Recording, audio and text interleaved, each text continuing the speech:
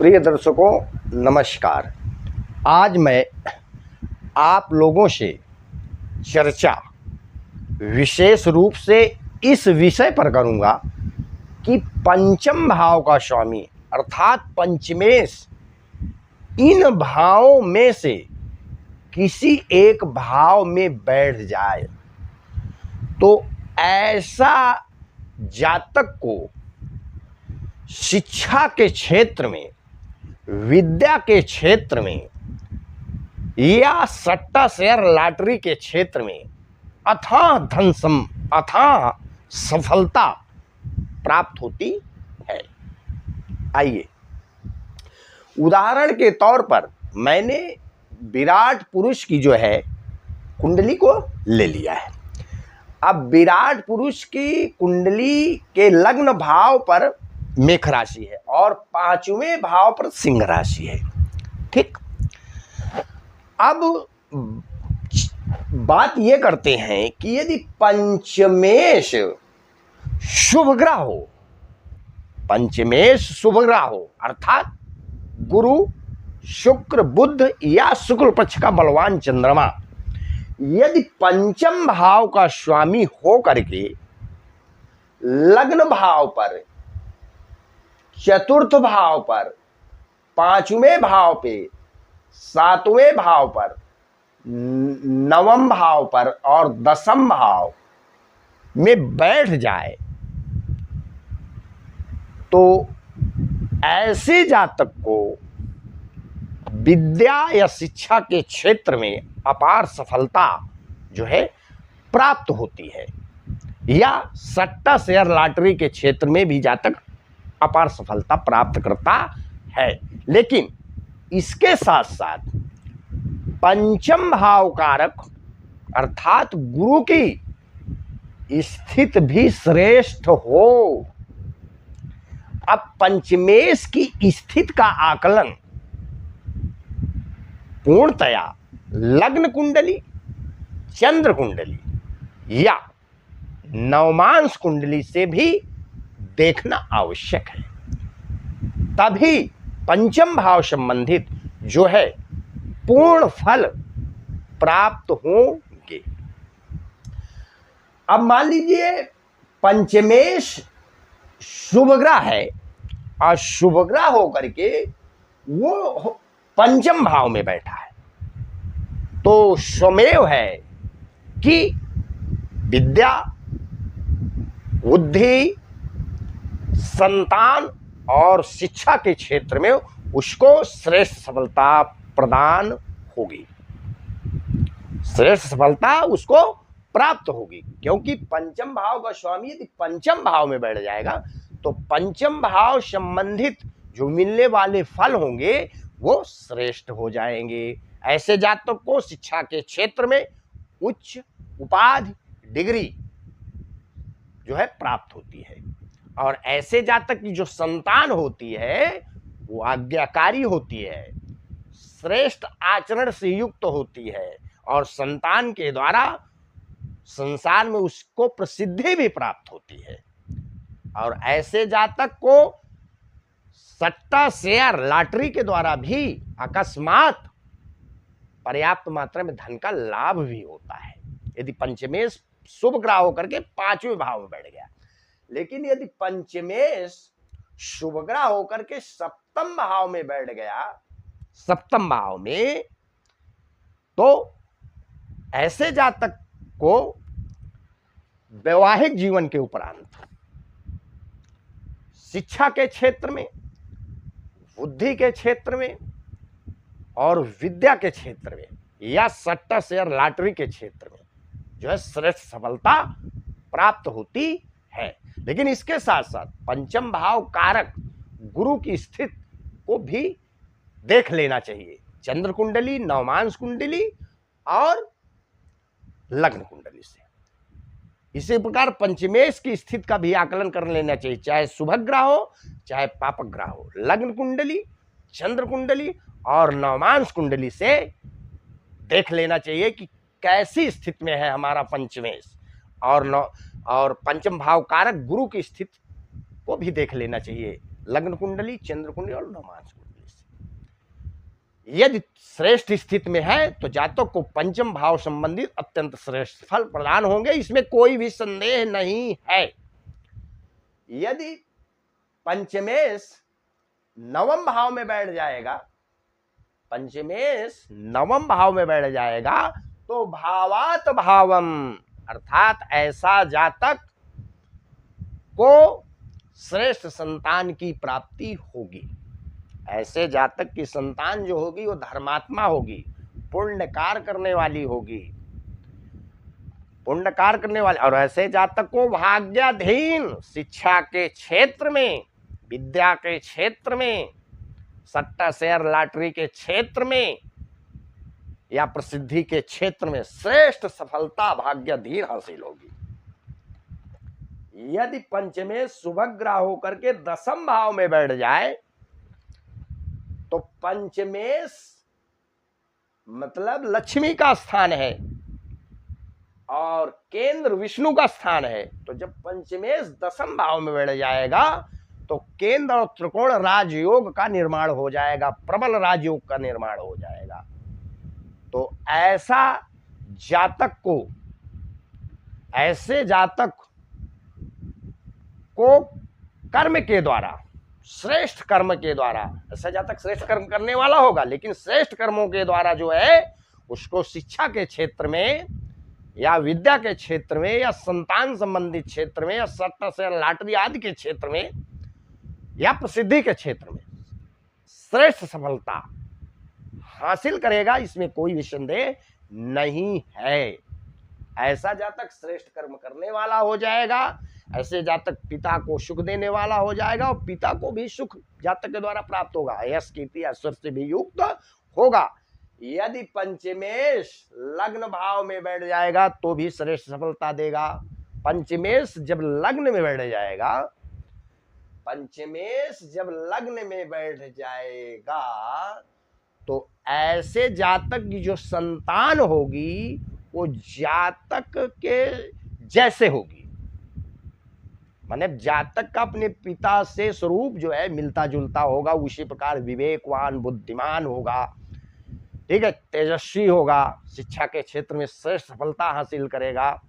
और जातक की संतान को जो है, ऐसे जातक की संतान जो है भाग्यशाली होगी, धर्मात्मा होगी, परोपकारी होगी, क्योंकि पंचम भाव से लग्न भाव नवम भाव है, तो पंचम भाव का भाग्य भाव लग्न भाव है, तो पंचम भाव के भाग्य को बढ़ाने वाला होगा लग्न भाव में बैठा हुआ शुभ ग्रह। यदि पंचमेश है, यदि पंचमेश कोई शुभ ग्रह होकर के लग्न भाव बैठ गया है तो संतान के भाग्य को दिन प्रतिदिन जो है वृद्धि करने वाला होगा।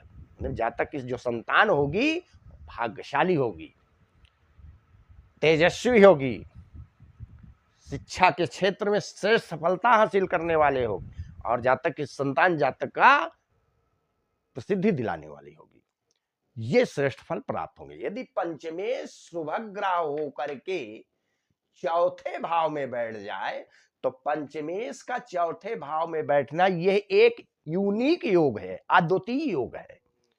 पंचमेश चौथे भाव में बैठ जाए या चौथे भाव का स्वामी पांचवें भाव में बैठ जाए तो यह एक अद्वितीय योग है, अत्यंत श्रेष्ठ योग है।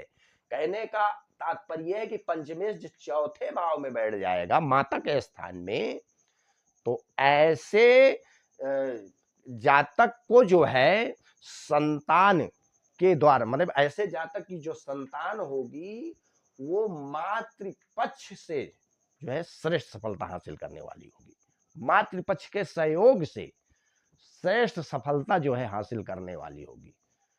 और ऐसे जातक को शिक्षा के क्षेत्र में, सट्टा शेयर लॉटरी आदि के क्षेत्र में बड़ी सफलता जो है प्राप्त होती है, संतान के क्षेत्र में भी श्रेष्ठ सफलता प्राप्त होती है। यह एक अत्यंत शुभ संयोग है कि चौथे भाव का स्वामी पांचवें भाव में बैठ जाए या पांचवें भाव का स्वामी चौथे भाव में बैठ जाए, यह एक अद्वितीय यूनिक योग है।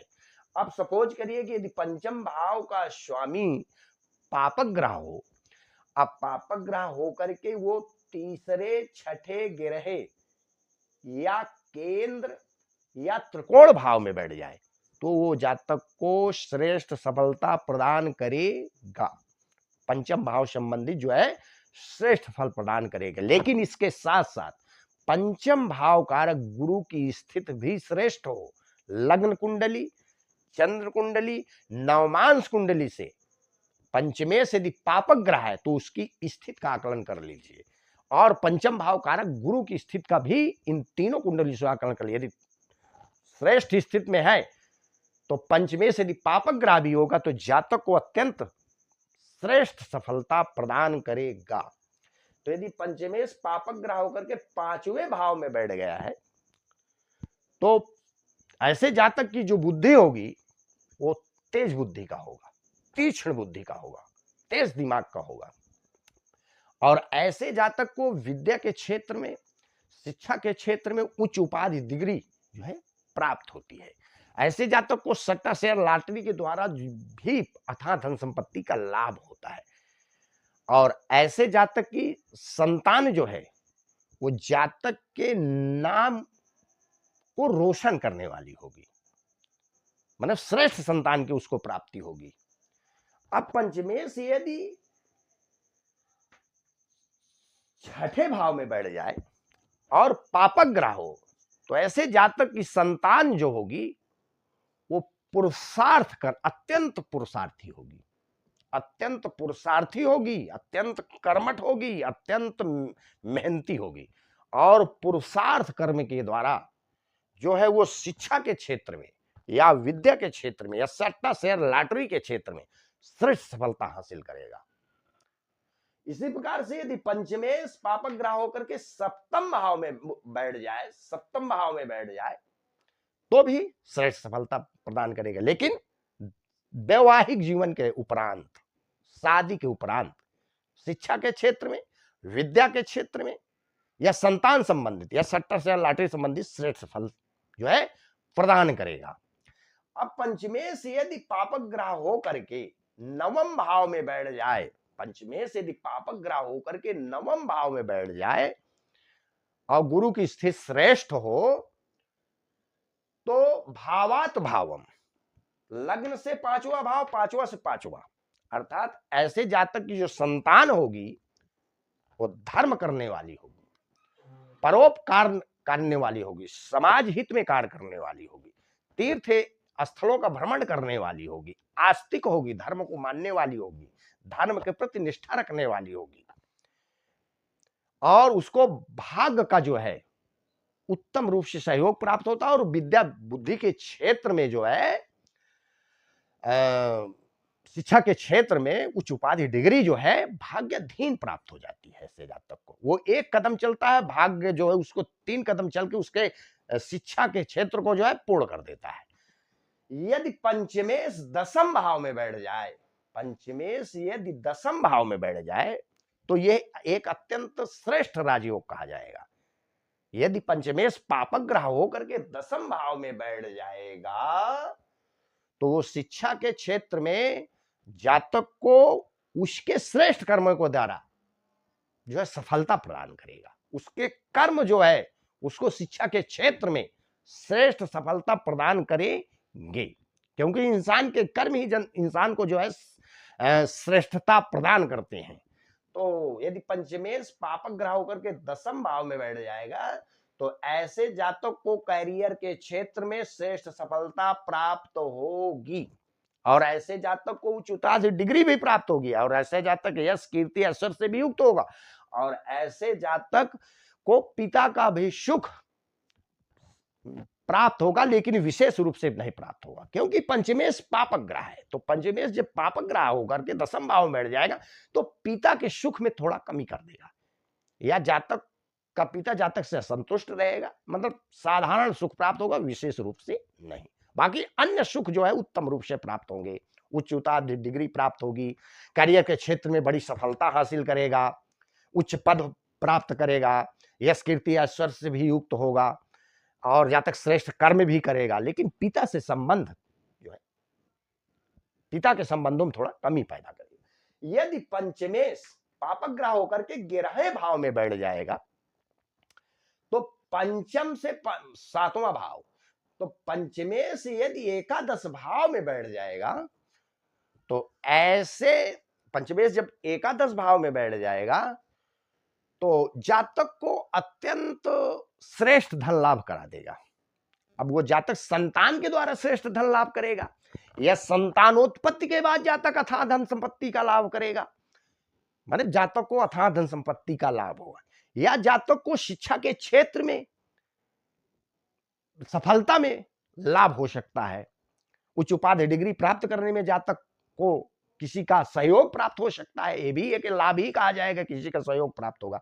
तो कहने का तात्पर्य है कि पंचमेश पापक ग्रह होकर के एकादश भाव में बैठ जाएगा तो पंचम भाव संबंधित जातक को अत्यंत श्रेष्ठ फल प्राप्त होंगे और एकादश भाव संबंधित भी जातक को श्रेष्ठ फल प्रदान होंगे, इसमें कोई संदेह नहीं।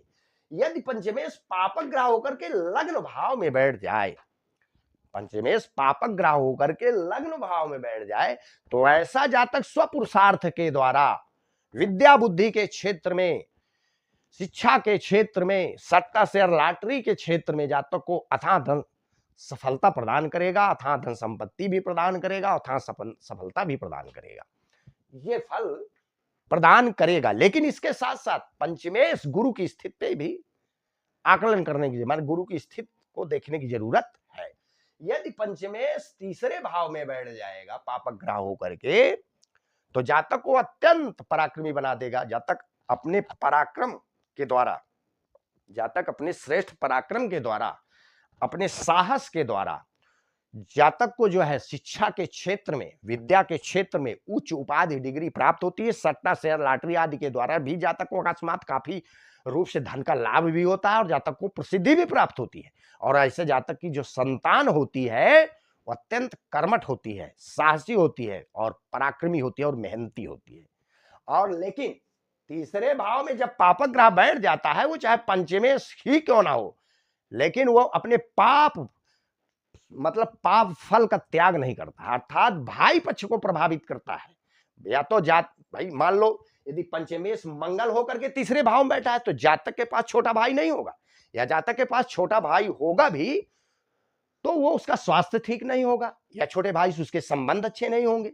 या पंचमेश मान लीजिए सूर्य है जैसे इसमें मेष लग्न, अब तीसरे भाव में बैठ गया तो जातक के पास या तो बड़ा भाई नहीं होगा, या बड़ा भाई पहली बात तो होगा नहीं, दूसरी बात यदि होगा तो बड़े भाई से अच्छे संबंध नहीं होंगे, या जातक के बड़े भाई का स्वास्थ्य अच्छा नहीं होगा। मतलब बड़े भाई के सुख में कमी पैदा कर देता है पापक ग्रह, यदि तीसरे भाव में बैठ जाता है तो भाई के सुख में कमी पैदा कर देता है और बहन के दाम्पत्य जीवन में भी कमी पैदा कर देता है। ये पापक ग्रह करता है तीसरे भाव में बैठ करके। और यदि पंचमेश पापक ग्रह होकर के चतुर्थ भाव में बैठ गया है, पंचमेश पापक ग्रह होकर के चतुर्थ भाव में बैठ गया है, तो पंचम भाव संबंधित तो श्रेष्ठ फल देगा ही देगा। भाई चौथे भाव में बैठ गया तो माता के सुख में कमी पैदा कर देगा, मातृ सुख में कमी, माता के सुख में कमी, या तो माता से आज आपके संबंध अच्छे नहीं होंगे, या जातक अपनी माता से दूर रहता होगा, या जातक की माता का स्वास्थ्य ठीक नहीं होगा, ये कमी पैदा करेगा। लेकिन चौथे भाव पंचमेश चौथे भाव में बैठ जाएगा तो चौथे भाव संबंधित जो अन्य फल होंगे उनको श्रेष्ठ फल प्रदान करेगा, और पंचम भाव संबंधित भी जातक को श्रेष्ठ फल देगा। विद्या बुद्धि क्षेत्र में, शिक्षा के क्षेत्र में, उच्च उपाधि डिग्री, सट्टा शेयर लॉटरी के क्षेत्र में तो काफी रूप से जो है संपत्ति का लाभ दिलाएगा, प्रसिद्धि भी दिलाएगा। ये फल जो है प्राप्त होंगे। किसी भी भाव का पूर्ण फल तभी प्राप्त होता है जब उस भाव का स्वामी जो है श्रेष्ठ स्थिति में हो, इसके साथ साथ उस भाव का कारक यदि श्रेष्ठ स्थिति में है तो उस भाव का जो है जातक को संपूर्ण फल प्राप्त होता है, अन्यथा मध्यम या साधारण फल ही प्राप्त होता है। मेरी वीडियो यदि आप लोगों को अच्छी लगी हो तो कृपया मेरे चैनल को लाइक, शेयर एवं सब्सक्राइब कीजिए, ताकि जो भी मैं नई वीडियो अपलोड करूं उसकी नोटिफिकेशन आप लोगों को समय समय पर प्राप्त होती रहे। धन्यवाद।